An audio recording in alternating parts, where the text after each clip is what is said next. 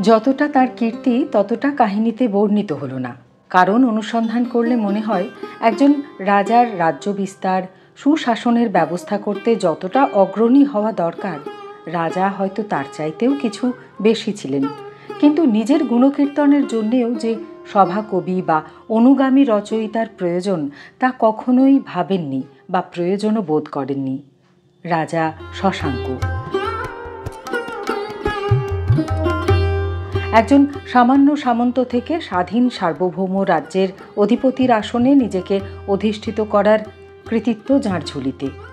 606 থেকে 637 খ্রিস্টাব্দ পর্যন্ত তাঁর রাজত্বকাল বলে অনুমান করা হয়। গুপ্তযুগের শেষ দিকে দুর্বল শাসন ব্যবস্থার কারণে ছোট ছোট স্বাধীন রাজ্যের উৎপত্তি হয়েছিল। প্রাচীনকালে বাংলার ধারণা সেভাবে ছিল না। উত্তরবঙ্গ পুন্ড্র ও বরেন্দ্র নামে, পশ্চিমবঙ্গ রাঢ় ও তাম্রলিপ্ত নামে, পূর্ব ও দক্ষিণবঙ্গ বঙ্গাল, হরিকেল, সমতট বা চাঁদ নামে পরিচিত ছিল। পরবর্তীকালে গৌড় ও বঙ্গ নামে দুটি রাজ্যের উদ্ভব হয়। মোটামুটিভাবে উত্তর ও পশ্চিম বাংলা নিয়ে গড়ে উঠেছিল গৌড় রাজ্য, পূর্ব ও দক্ষিণ বাংলা নিয়ে বঙ্গ বা সমতট রাজ্য।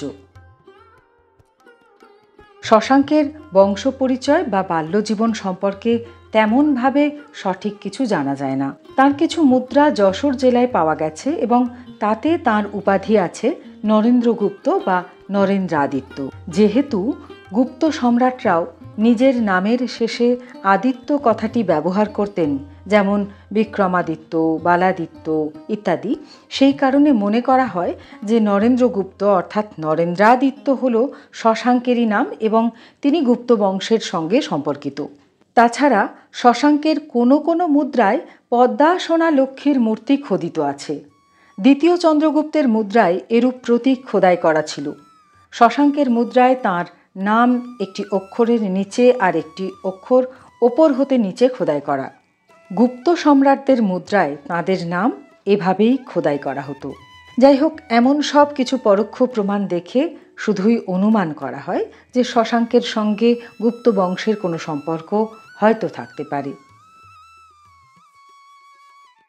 কিন্তু রোটাশগড় গিরিগাত্রে শ্রী মহাসামন্ত শশাঙ্ক এই নামটি খোদিত আছে। সম্ভবত গৌড়রাজ শশাঙ্কের কথা এখানে বলা আছে।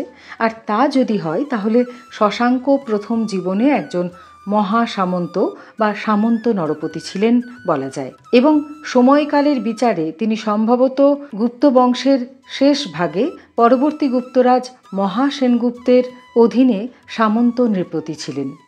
এ বিষয়ে পর্যাপ্ত তথ্য প্রমাণ তেমনভাবে পাওয়া না গেলেও ধারণা করা হয় যে মহাসেনগুপ্তের মৃত্যুর পরে তিনি গৌড় রাজ্যের স্বাধীন শাসনকর্তা হন, সঙ্গে মগধেরও শাসনকর্তা হন।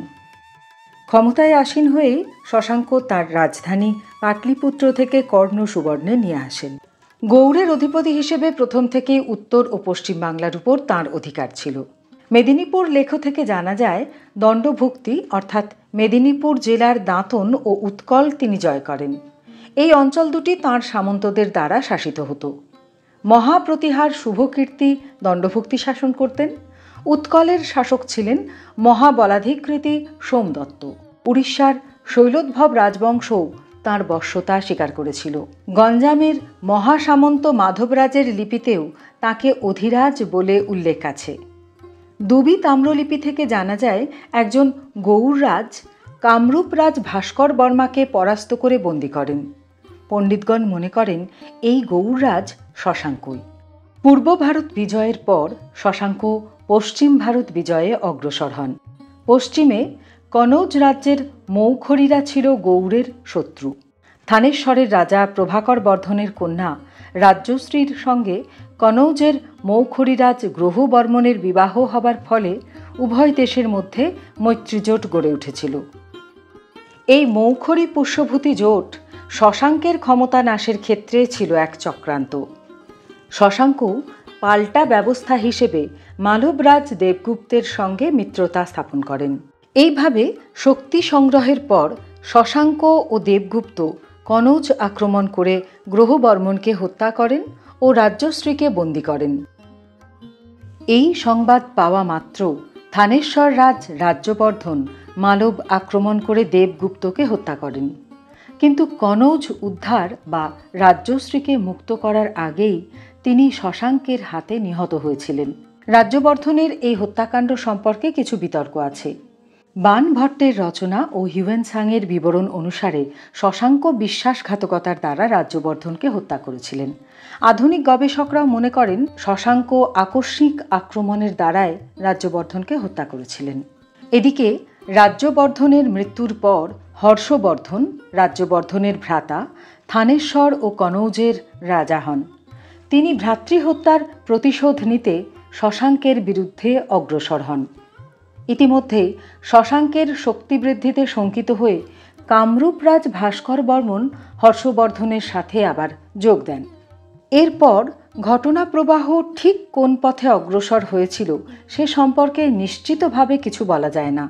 বাণভট্ট বা হিউয়েনসাং কারোর লেখাতেই শশাঙ্কের সাথে হর্ষবর্ধনের যুদ্ধ বা তার ফলাফল সম্পর্কে কোনো উল্লেখ পাওয়া যায় না।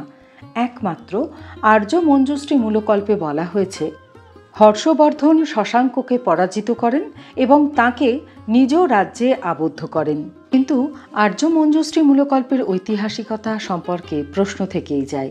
অনেক পণ্ডিত মনে করেন হর্ষবর্ধন 619 থেকে 21 খ্রিস্টাব্দের মধ্যে শশাঙ্ককে পরাজিত করেছিলেন, কারণ 619 খ্রিস্টাব্দের মেদিনীপুর লিপিতে শশাঙ্ক মহারাজাধিরাজ উপাধি ত্যাগ করেছিলেন। অন্যদিকে ভিন্ন মতও রয়েছে, কারণ 637 খ্রিস্টাব্দে হিউয়েনসাং যখন বৌদ্ধগয়ায় আসেন তখন তিনি জানতে পারেন অতি সম্প্রতি শশাঙ্ক গয়ায় বোধি বৃক্ষটি ছেদন করেছেন। ক্ষমতাসীন না থাকলে তিনি এ কাজ করতে পারতেন না।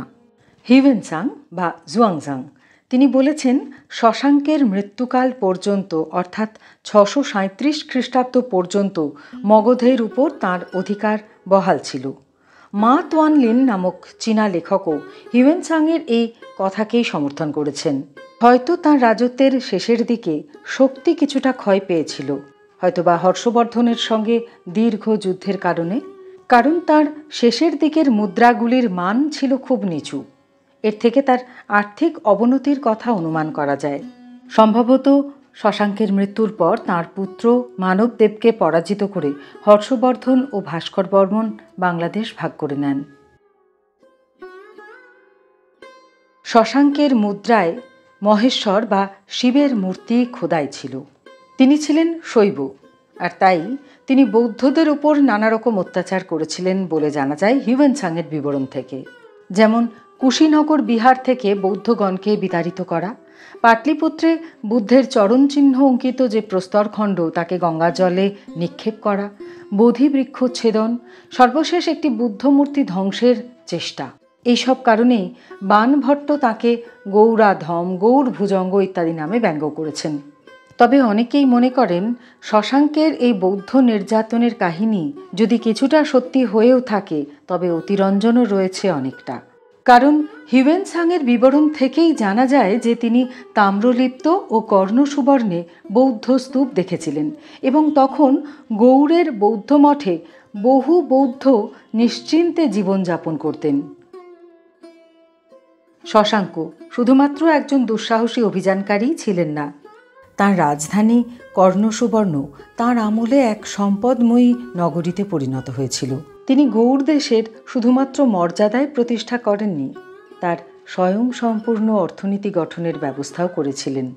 মেদিনীপুরের দাঁতন বা দণ্ডভুক্তিতে শশাঙ্কের দিঘি খননের মাধ্যমে জলসেচের ব্যবস্থার কথাও শোনা যায়।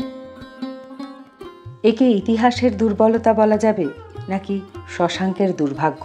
শশাঙ্কের বাণভট্টের মতো কোনো সভাকবি বা হিউয়েনসাংয়ের মতো কোনো সহানুভূতিশীল জীবনীকার লেখক ছিলেন না। এই কারণেই তার সমস্ত কীর্তি কাহিনীর কথা আমরা জানতে পারি না। যতটুকু জানা যায় তা বিরোধী পক্ষের কলম থেকেই। প্রতিকূল পরিস্থিতির চাপে তার মৃত্যুর পর তাঁর সাম্রাজ্য ধ্বংস হয় ঠিকই, তবে তিনিই ছিলেন বাংলার প্রথম জাতীয় সম্রাট।